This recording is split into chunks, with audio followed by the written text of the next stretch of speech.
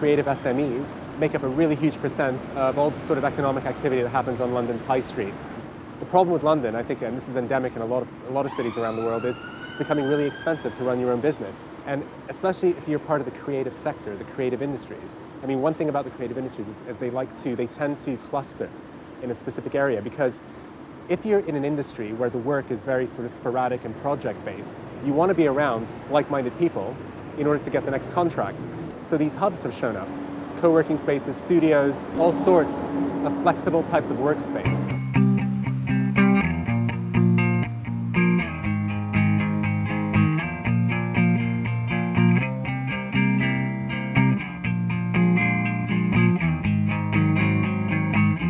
We've had cultural and creative hubs for several decades, so I think there's some lessons to learn there. A lot of the current creative hubs, Digital Shoreditch included, were creative hubs 20, 30, 40 years ago. And if you look at the old arts and crafts sector, hundreds of years ago. So there is a symbolic and cultural and social significance of where these creative hubs are today.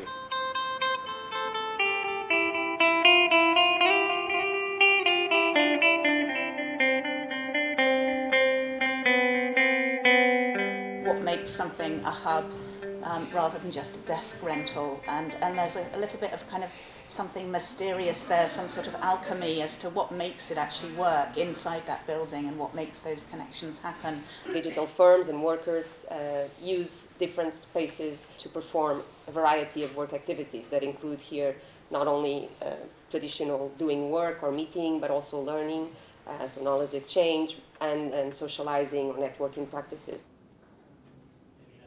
The essence of much of work in the creative field is a cyclical movement between different companies, different activities, and failure is an important part of the process. So therefore you need to think of any of these activities as a sort of portfolio arrangement where you look at the bigger thing, so you can look at the whole ecosystem or the network that has successes and failures within it.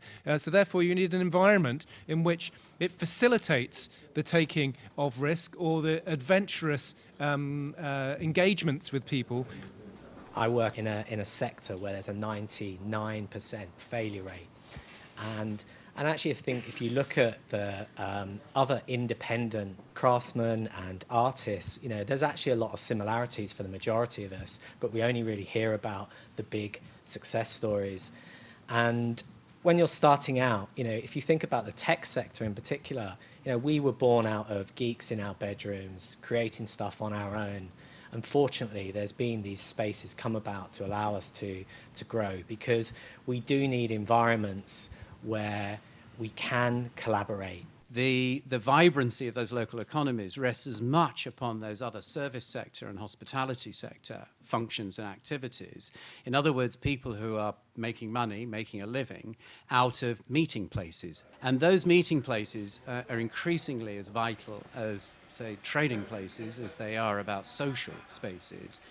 We gave over most of the ground floor to a cafe bar that was open to the public, and our goal was that we would make it nice enough that it became an informal meeting point for a lot of the other creative professionals and designers who are working in the surrounding streets. So they are not just a place to work in the computer. They have a much wider range of functions. Interestingly, there are places used by people that are actually not based there, because they have meeting rooms that can be let, they host events, they have flexible memberships, for example, to be used just a few days a week or once in a while. Curating the community, which is very, very important, because the role of the house manager, my role is also like to create and maintain like the spirit that developed into the community. So the first thing is like how you select the members, select and create and curate our memberships, because we want to create a very dynamic and lovely ecosystem. I have to say that my best co-working experience was at the Trampery, because I think it was the only one that definitely did do the curation, and you could tell, because the other businesses that were in the space were complementary and similar enough that there were things to talk about, but not too similar that we were competing. One of the things I've seen is the strength of co-working spaces in supporting really small businesses. And traditionally, those types of businesses would have probably been run out of people's garages or living rooms, which is fine, but actually not that many people want to work at home. That's a huge limiting factor on the type of economy that we're actually seeing growing bigger and bigger. So co-working spaces are making that type of work more possible for more people. The diversity is really, really important. I don't think we should be following the San Francisco models of these sort of battery coding, these start-up farms, because that's not what London's about. I don't think that's what London's strengths are. Creativity is much broader than just software, and we can all learn from these other disciplines.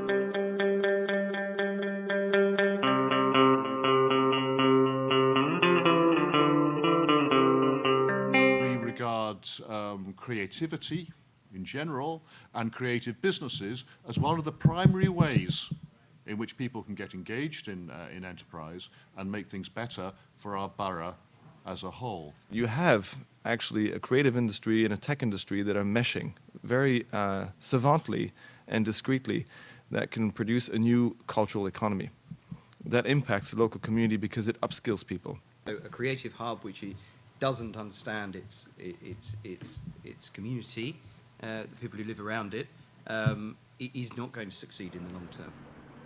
I was lobbying the UK government to pick up on what was happening in Shoreditch because it was by far the best candidate for the kind of creative and technology cluster that was going to become important within the global landscape. Rather than saying, oh, well, Hackney's a creative cluster, it is maybe a collection of creative clusters, and those tend to be congregating around town centres. Hackney Central, Hackney Wick, different clusters, each with a very distinct identity, but there's a commonality that runs through all of those spaces, which is this very, very mixed economy. There's borough agendas, there's market agendas, and then there's the agendas of the individual businesses that we're supporting, and they're very rarely the same. In Hackney, we want new homes that are affordable, as well as spaces where people can work.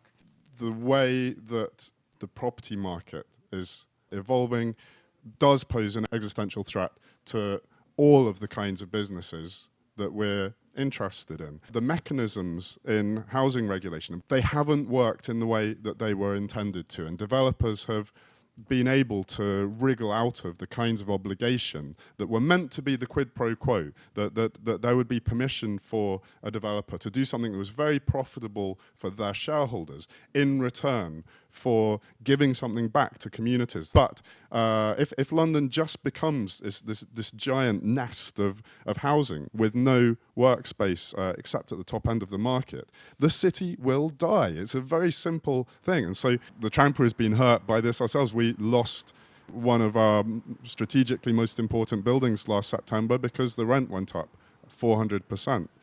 There was nothing we could do about that at all. So we had to close our facility on Mare Street. We tried to keep it open in many different ways, but at the end we couldn't do it.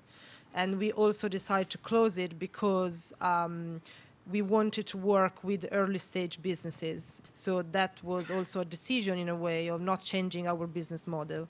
We have a cafe that was just Look Mum No Hands at the front of the building that was very successful, and there was really no reason to close down that place.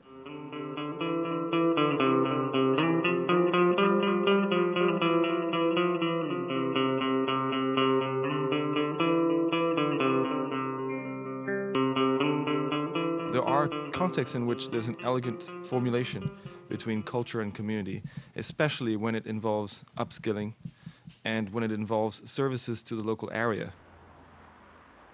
We're a housing and regeneration and community association. The team I'm working in looks at social regeneration, so we're interested in all the elements which make a place, and within that, socio-economic regeneration of the area. There's a really strong tradition of creative industries being based in the area. There are a number of studios in the area, and that's been happening for a really long time.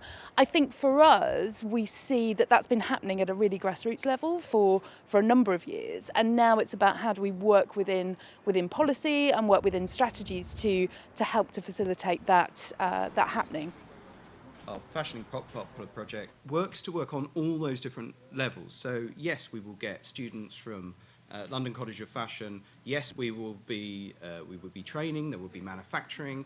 There will be maker spaces. And it's about, for me, it's about understanding the local area and then creating the accessible doorways through into that. But if it's going to succeed long term, then it has to connect on all those levels.